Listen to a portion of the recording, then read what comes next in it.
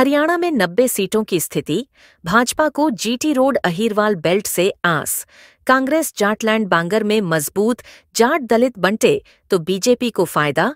हरियाणा में property ID और portal राज के कारण हुई परेशानी बड़ा इश्यू है। जिन लोगों के मकान 50 से 60 साल पहले बने थे, उन पर लाखों की रिकवरी निकाल दी गई।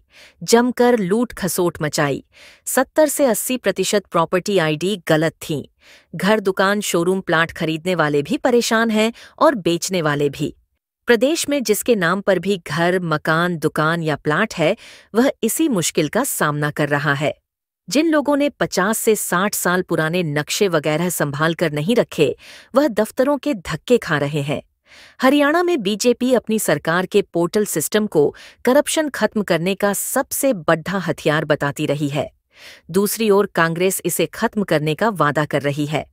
प्रदेश में 5 अक्टूबर को वोटिंग से पहले वायरल प्लैनेट न्यूज ने चुनाव में हवा का रुख समझने के लिए लोगों, पॉलिटिकल पार्टियों और एक्सपर्ट से बात की।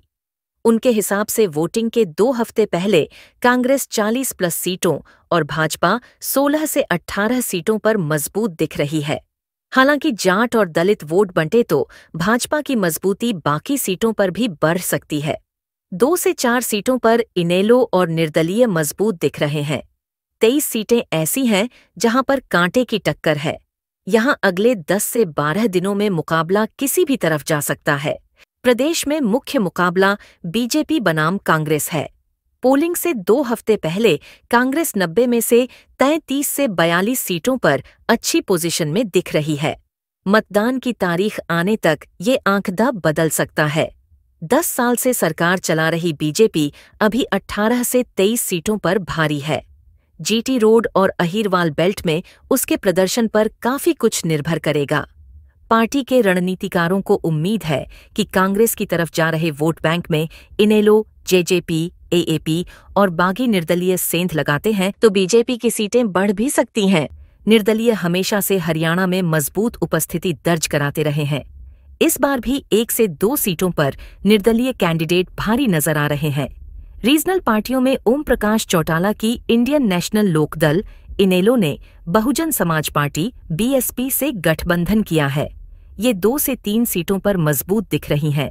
दूसरा क्षेत्रीय दल दुष्यंत चौटाला की जननायक जनता पार्टी जेजेपी है। दुष्यंत ने चंद्रशेखर आजाद की आजाद समाज पार्टी एएसपी से गठबंधन किया है।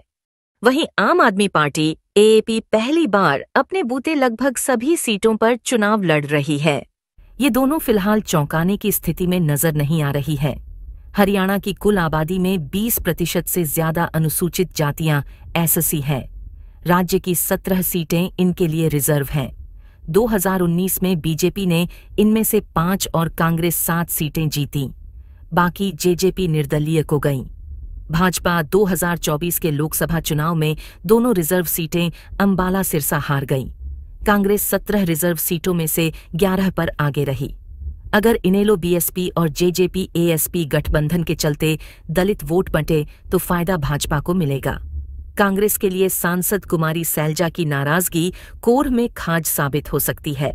भाजपा कांग्रेस दोनों बागियों से जूझ रही हैं। कांग्रेस अपने 36 और बीजेपी 33 बागियों को मना चुकी है, लेकिन आज भी 15 सीटों पर भाजपा के 19 और 20 सीटों पर कांग्रेस के 29 बागी मैदान में हैं। बागी जिस पार्टी के वोट बैंक में जितनी ज्यादा सेंध लगाएंगे, उसे उतना ही नुकसान होगा। लोग बीजेपी से कम और उसके नेताओं से ज्यादा नाराज हैं। हाईकमान भी इसे भांप चुका था, इसलिए उसने अपने 41 विधायकों में से 15 के टिकट काट दिए। इनमें 4 मंत्री थे। लोगों को सबसे ज्यादा नाराजगी पूर्व सीएम मनोहर लाल खट्टर से रही। इसी वजह से भाजपा को लोकसभा चुनाव से ठीक पहले उनकी जगह नायब सैनी को सीएम कुर्सी पर बैठाना पड़ा। हालांकि ग्राउंड पर इसका खास असर नजर नहीं आता, क्योंकि सैनी को परफॉर्मेंस दिखाने के लिए महज 51 दिन मिल पाए। ऐसी और खबरों के लिए हमारे चैनल को सब्सक्राइब करें और विजिट करें viralplanetnews.com।